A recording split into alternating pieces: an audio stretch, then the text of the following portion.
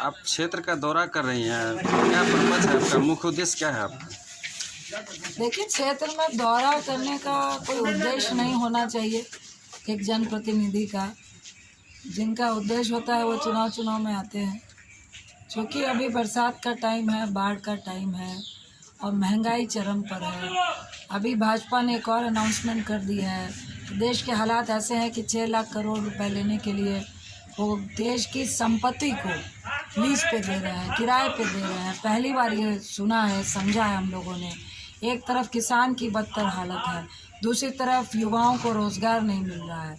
तो निश्चित तौर से क्षेत्र और ज़िले और ख़ासकर जो रूरल एरिया है वो ऐसी जगह होती है जहाँ से एक मुश्त सरकार को वोट मिलती है और लोग जीतकर प्रधानमंत्री बनते हैं।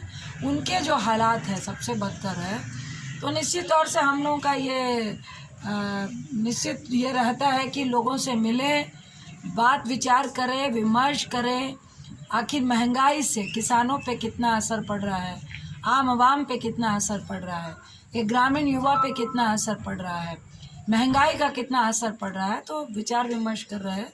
और जिस तरह से आज मीडिया पे एक छत्र राज भाजपा वालों ने किया हुआ है और लोगों को सच्चाई से अवगत नहीं करवाना चाहते हैं, तो निश्चित तौर से अभी जो इन्होंने अनाउंसमेंट किया है तो हम लोग ये बताने आए हैं कि आश्चर्य नहीं होगा कि कल जिस घर में हम लोग बैठे हैं तो मोदी साहब आपका घर भी किराए पे चढ़ा दें और पता चले अडानी साहब आपके यहाँ से आकर किराया मांग रहे हैं। तो ये कोई आश्चर्य की बात नहीं होगी। तो जो देश के हालात है उसका विचार विमर्श करने के लिए लोगों के पास जाना और उनसे चर्चा करना महत्वपूर्ण है। उसी सिलसिले में हम लोग आए हैं।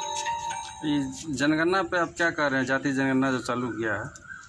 देखिए, चालू नहीं हुआ है, मांग रखी गई है जिसमें विपक्ष के साथ साथ नीतीश बाबू जो मुख्यमंत्री हैं वो भाजपा के साथी हैं, वो भी जाकर मोदी जी से गुहार लगा रहे हैं।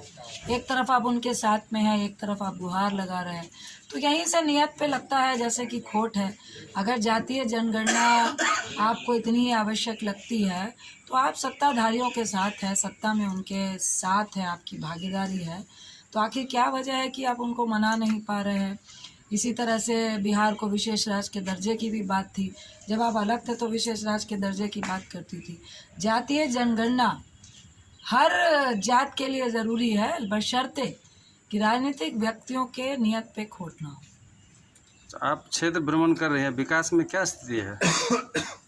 देखिए, आपको हमने बताया कि हम आप ही से पूछते हैं, आप अभी मोटरसाइकिल से आए हैं तो पेट्रोल कितना रुपए का भराए हैं और आपकी तनख्वाह कितनी है?